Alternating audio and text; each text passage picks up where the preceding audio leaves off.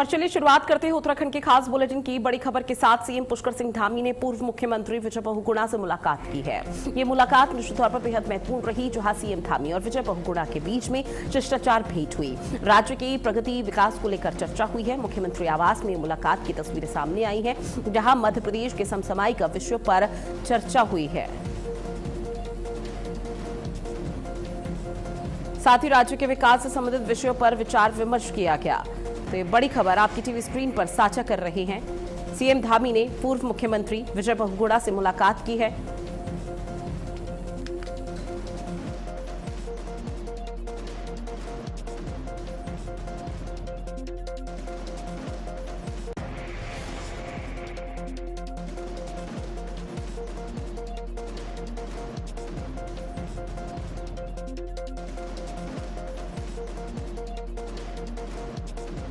की तस्वीर आपकी टीवी स्क्रीन पर, जहां उत्तराखंड के पूर्व मुख्यमंत्री विजय बहुगुणा से मुलाकात करते हुए उत्तराखंड के वर्तमान मुख्यमंत्री पुष्कर सिंह धामी नजर आए हैं। और ये मुलाकात निश्चित तौर पर बेहद महत्वपूर्ण रही। राज्य के विकास को लेकर चर्चा की गई है। इसके साथ ही सीएम धामी ने पूर्व मुख्यमंत्री विजय बहुगुणा से जो मुलाकात की गई, ये शिष्टाचार भेंट मानी जा रही है। और इसके साथ ही सीएम पुष्कर सिंह धामी की ये मुलाकात बेहद महत्वपूर्ण कई मायनों में रही, जहां पर मुख्यमंत्री आवास पर दोनों दिग्गजों की मुलाकात हुई और ऐसे में यहां पर राज्य के विकास से संबंधित विषयों पर विचार विमर्श का सिलसिला देखने को मिला, जहां पर प्रदेश के जो तमाम ऐसे बड़े मुद्दे हैं उसको लेकर बातचीत की गई। तो ये बड़ी खबर और ये तस्वीरें आपकी टीवी स्क्रीन पर, ये शिष्टाचार भेंट है। राज्य के विकास पर विचार विमर्श का सिलसिला हुआ, जहां आपको बता दें सीएम धामी ने विजय बहुगुणा से ये मुलाकात की है और इसे शिष्टाचार भेंट बताया जा रहा है, जो कि कई मायनों में बेहद महत्वपूर्ण और खास रही है। और ऐसे में सीएम पुष्कर सिंह धामी ने खुशी भी व्यक्त की है। दोनों ही दिग्गजों के बीच में बात इस चीज को लेकर हुई कि प्रदेश की प्रगति, प्रदेश के विकास को लेकर कैसे योगदान दिया जा सकता है।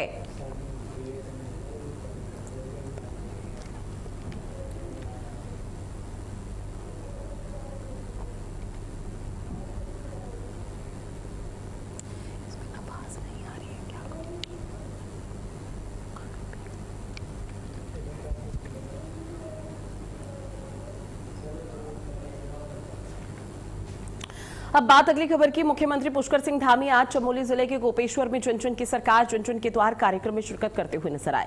ये कार्यक्रम सेवा, सुशासन और समर्पण थीम पर आयोजित रहा। मुख्यमंत्री ने इस दौरान लोगों की सरकार की योजनाओं और विकास कार्यों की जानकारी दी है। साथ ही मुख्यमंत्री पुष्कर सिंह धामी ने जनता को संबोधित करते हुए क्या कुछ कहा है, वो भी आपको सुनवाते हैं।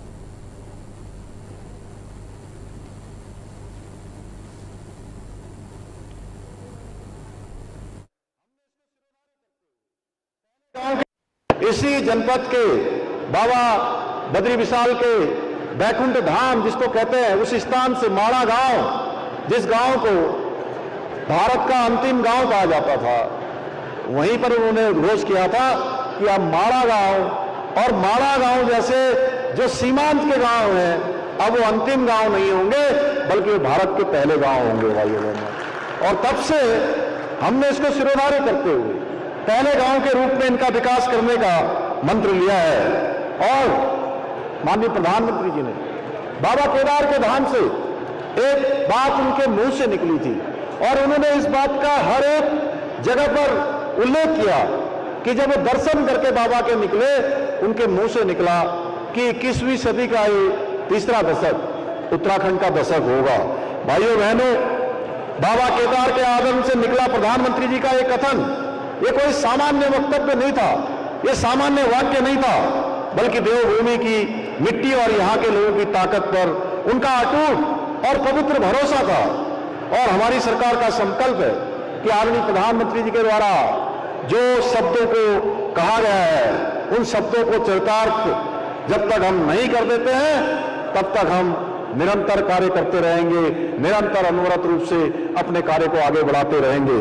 निरंतर चलते रहना है, निरंतर कार्य करता रहना है और उसी का परिणाम है। आज देखिए चारों तरफ दिखाई दे रहा है, उत्तराखंड राज्य आज अनेक उपलब्धियों का साक्षी बना है, जिन्हें पहले के समय में असंभव माना जाता था। जिन कामों को करने की कभी पहले उन सरकारों में कल्पना नहीं कर सकते थे, आज वो काम धरातल पर हकीकत बनकर चमक रहे हैं। और जो लोग कहते थे कि उत्तराखंड अंतर्राष्ट्रीय मंचों पर कहां खड़ा हो पाएगा, लेकिन आज हमारी ये डबल इंजन सरकार की ताकत है भाइयों बहनों कि पहली बार उत्तराखंड की पावन धरती पर G20 जैसी बैठकें, विश्व स्तर की बैठकों का सफल आयोजन हुआ और दुनिया के बड़े बड़े दिग्गज देशों के लोगों ने हमारी देवभूमि को, यहां की संस्कृति को नमन किया है। चलिए अब बात करते हैं उत्तरकाशी से मिल रही बड़ी खबर की, जहां मंदिर चोरी के विरोध में कांग्रेस का अनोखा प्रदर्शन देखने को मिला। हनुमान मंदिर में हनुमान चालीसा का पाठ किया गया। प्रभु हनुमान के चरणों में सौंपा गया मांग पत्र। धार्मिक स्थलों की सुरक्षा सुनिश्चित करने की मांग की गई है। दोषियों पर सख्त कार्रवाई की मांग भी यहां पर कांग्रेस पार्टी की तरफ से उठाई गई। ये तस्वीर आपकी टीवी स्क्रीन पर, जहां मंदिर चोरी के विरोध में कांग्रेस का यह अनोखा प्रदर्शन देखने को मिला। कांग्रेस के तमाम दिग्गज कार्यकर्ता यहां पर मौजूद रहे।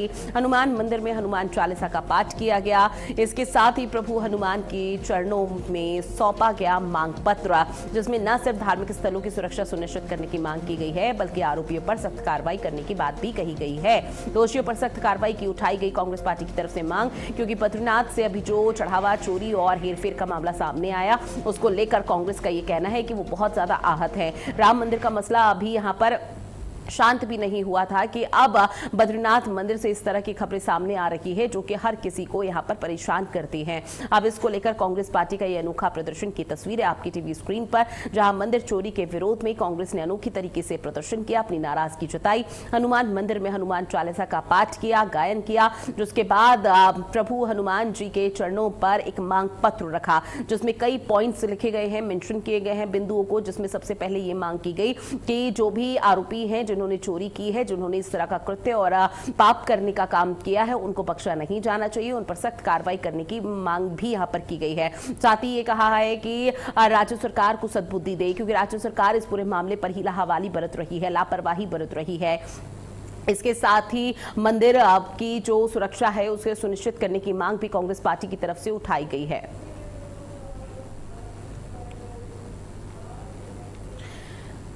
वहीं कांग्रेस के नेता राहुल गांधी के प्रस्तावित कार्यक्रम को लेकर बीजेपी ने कांग्रेस पर भ्रम फैलाने का आरोप लगाया। बीजेपी के प्रदेश अध्यक्ष महेंद्र भट्ट ने कहा कि कांग्रेस के प्रारंभिक आवेदन में राहुल गांधी के कार्यक्रम का उल्लेख नहीं था। उन्होंने बताया कि परेड ग्राउंड में पहले से आयोजित लोक संवर्धन पर्व की अवधि बढ़ाई गई, जिसके चलते प्रशासन ने सुरक्षा और कानून व्यवस्था को देखते हुए वैकल्पिक स्थल उपलब्ध कराने का प्रस्ताव दिया। महेंद्र भट्ट ने कहा कि कांग्रेस का कार्यक्रम रोकने का आरोप निराधार है और सभी राजनीतिक दलों को प्रशासनिक व्यवस्थाओं और नियमों का पालन करना चाहिए।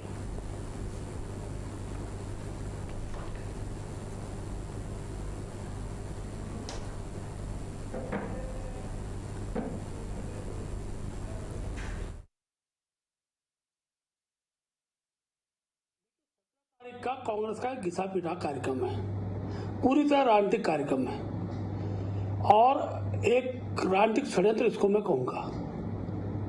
और यह भी सच है कि अगर छात्रों से संवाद करना हो तो उसके लिए स्थान कोई महत्व नहीं रखता है।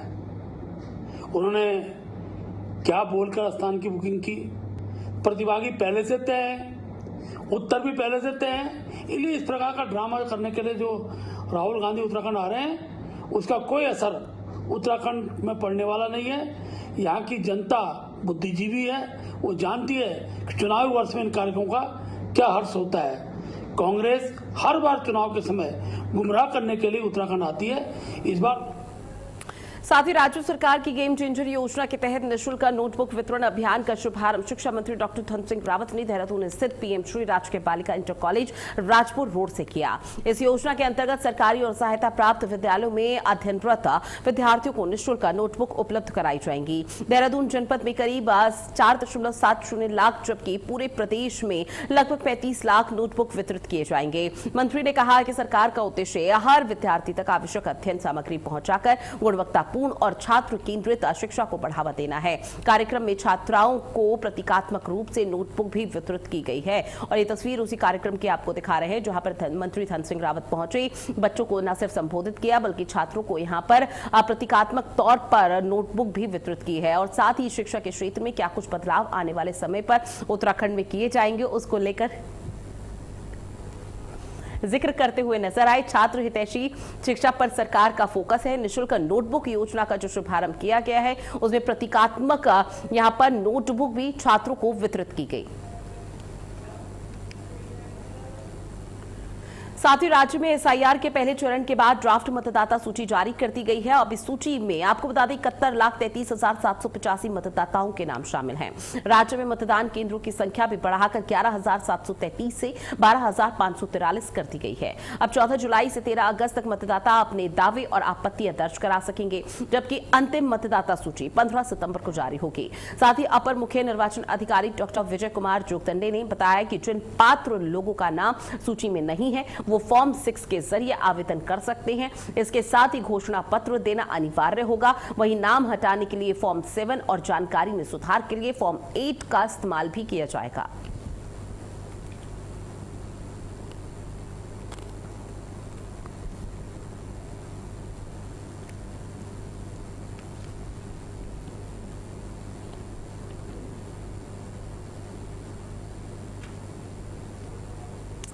और देखिए राज्य की ड्राफ्ट वोटर लिस्ट जारी 15 सितंबर तक फाइनल जो सूची है वो यहां पर सामने आएगी। और अभी तक जो सूची यहां पर सामने आई है उसके मुताबिक 71 लाख से ज्यादा मतदाताओं के नाम जोड़े गए हैं। नाम जोड़ने के लिए फॉर्म 6 जरूरी है। बाकायदा इस बात की जानकारी दी गई। एसआईआर की प्रक्रिया उत्तराखंड में फिलहाल संपन्न होने वाली है।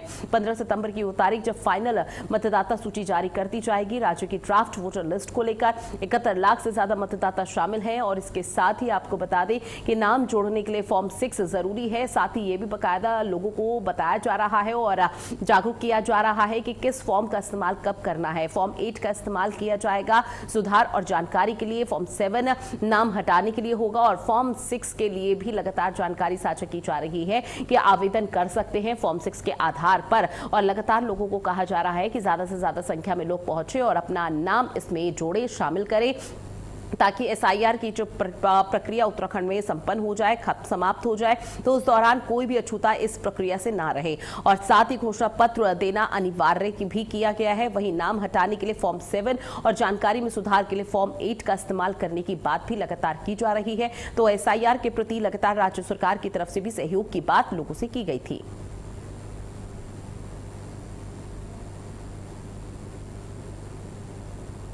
उत्तराखंड प्रदेश में एसआईआर का जो कार्यक्रम चल रहा था उसके पश्चात आज 14 जुलाई को ड्राफ्ट सूची का प्रकाशन किया गया है। निर्वाचक नामावली की ड्राफ्ट सूची में वर्तमान तिथि के अनुसार हमारे पूरे प्रदेश में 71,33,000 मतदाता सूची में शामिल हैं। इसमें सर्वाधिक पुरुष मतदाता हैं जिनका संख्या 52% है और महिला मतदाता हैं जिनकी संख्या 47% है। 217 मतदाता थर्ड जेंडर कैटेगरी में अपने आप को दर्ज किया हुआ है। ड्राफ्ट सूची के साथ साथ पूरे प्रदेश में जो 11,733 मतदेय स्थल हैं इनका पुनर्निर्धारण का भी कार्रवाई संपन्न हुआ है।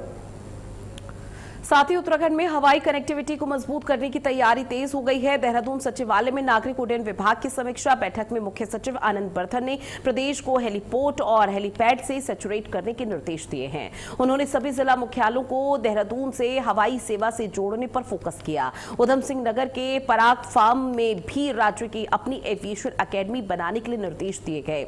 बद्रीनाथ और केदारनाथ के लिए एयर ट्रैफिक कंट्रोल सिस्टम जल्द स्थापित करने की बात कही है। साथ ही पंतनगर एयरपोर्ट विस्तार और नए हवाई रूट्स पर भी चर्चा हुई है। तो ये तस्वीर आपको दिखा रहे हैं जहां पर लगातार बैठकों का सिलसिला जारी है। किस तरह से प्रदेश की गति न सिर्फ रेलवे नेटवर्क के माध्यम से बल्कि हवाई सेवा के माध्यम से भी बढ़ानी है, इस पर विशेष फोकस किया जा रहा है। एयर ट्रैफिक कंट्रोल सिस्टम को जल्द लागू करने की बात कही गई है। साथ ही आपको बता दी कि एविएशन अकेडमी बनाने के निर्देश भी इस बैठक के माध्यम से दे दिए गए। अब ऐसे में सभी जिला मुख्यालयों को देहरादून से हवाई सेवा से जोड़ने का प्रयास है, जहां पर मुख्य सचिव आनंद बर्धन के नेतृत्व में बैठक हुई और प्रदेश को हेलीपोर्ट और हेलीपैड से सैचुरेट करने के निर्देश दिए हैं। उन्होंने सभी जिला मुख्यालयों को देहरादून से हवाई सेवा से जोड़ने की बात कही है।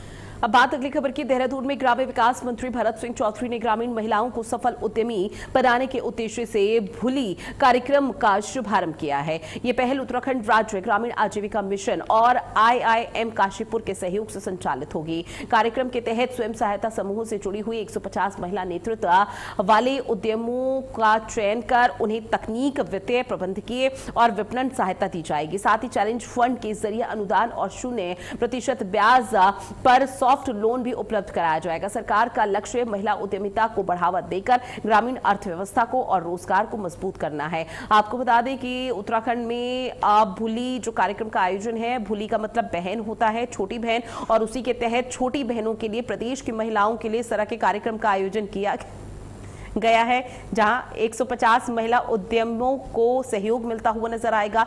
महिलाओं को सशक्त कैसे किया जा सकता है, उसको लेकर इस कार्यक्रम में लगातार पहल की जा रही है। तमाम उपलब्धि यहां पर गिनाई जाएगी। इसके साथ ही महिलाओं को ब्याज के तहत अब लोन दिया जाएगा। इस बात का भी जिक्र इस कार्यक्रम के दौरान किया गया।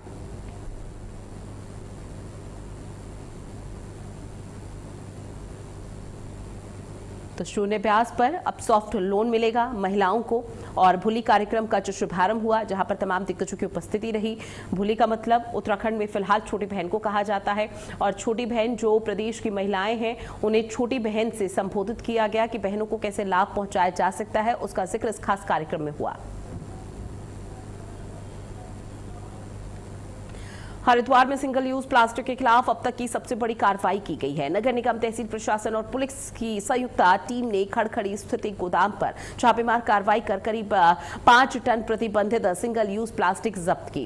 कार्रवाई के दौरान गोदाम संचालक पर 1 लाख का चालान भी किया गया। नगर आयुक्त नंदन कुमार के नेतृत्व में चले इस अभियान का उद्देश्य गंगा घाटों और शहर के प्रतिबंधित प्लास्टिक की सप्लाई पर प्रभावी रोक लगाना है। नगर निगम ने स्पष्ट किया है कि सिंगल यूज प्लास्टिक के निर्माण, भंडारण और बिक्री के खिलाफ आगे की सख्त कार्रवाई इसी तरह से जारी रहेगी।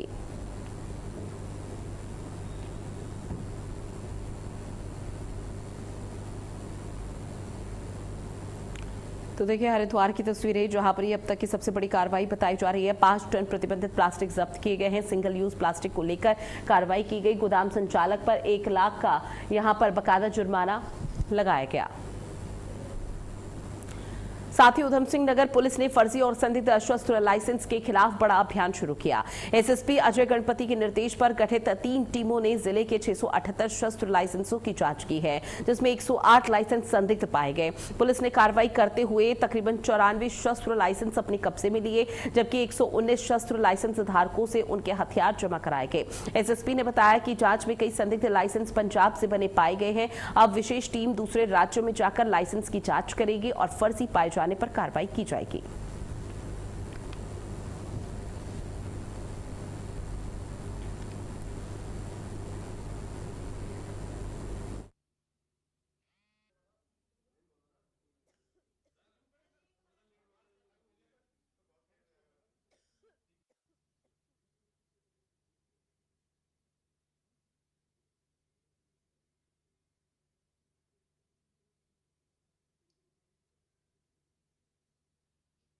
दो व्यक्तियों को फर्जी शस्त्र लाइसेंस के साथ में और 4 शस्त्रों के साथ में गिरफ्तार किया गया था।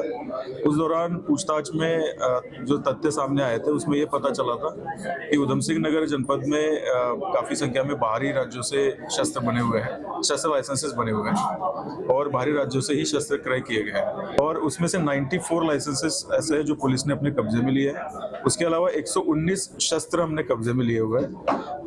ये सभी शस्त्र संदिग्ध श्रेणी में है। इनके बारे में फर्दर जांच करने हेतु एक विशेष टीम जो हमारी है वो बाहरी राज्यों में चली जाएगी। आगे आने वाले दिनों में हम लोग इसमें फर्दर जांच उन राज्यों से, पर्टिकुलर जिलाधिकारी कार्यालय से करेंगे।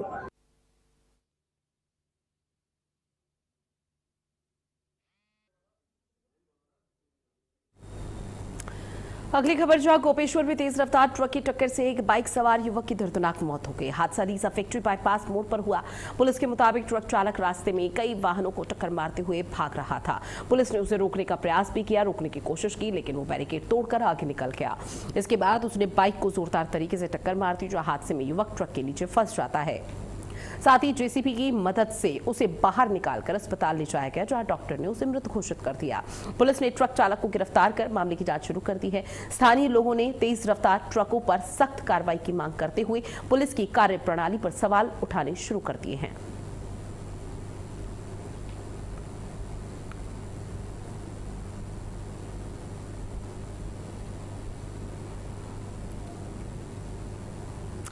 उधम सिंह नगर के बाजपुर क्षेत्र में रेलवे पुल निर्माण के लिए खोदे गए गहरे गड्ढे में गुलदार गिर गया। जहां ग्राम बेरिया दौलत स्थित बौर नदी क्षेत्र में हुई इस घटना के बाद मौके पर ग्रामीणों की भीड़ जुटी हुई है। सूचना मिलने पर वन विभाग की टीम रेस्क्यू के लिए पहुंची और गुलदार को सुरक्षित बाहर निकालने की कार्रवाई शुरू की गई। वन विभाग ने ग्रामीणों से घटनास्थल से दूरी बनाए रखने की अपील की है ताकि रेस्क्यू अभियान में कोई भी बाधा न आने पाए। अधिकारियों के मुताबिक गुलदार को बिना नुकसान पहुंचाए सुरक्षित निकालने के लिए प्रयास लगातार किए जा रहे हैं।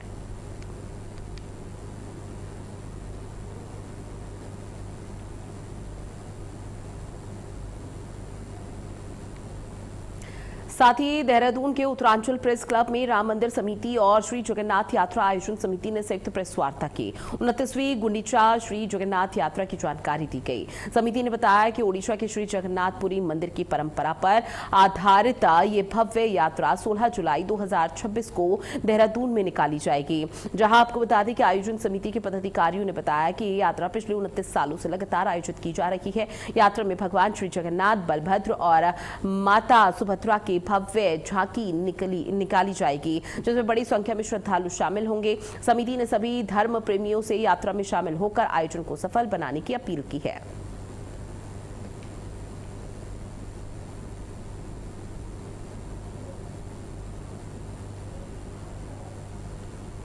और चलिए इन तमाम खबरों के साथ उत्तराखंड के इस खास बुलेटिन में इतना ही। आप बने रहिएगा भारत अपडेट के साथ। नमस्कार।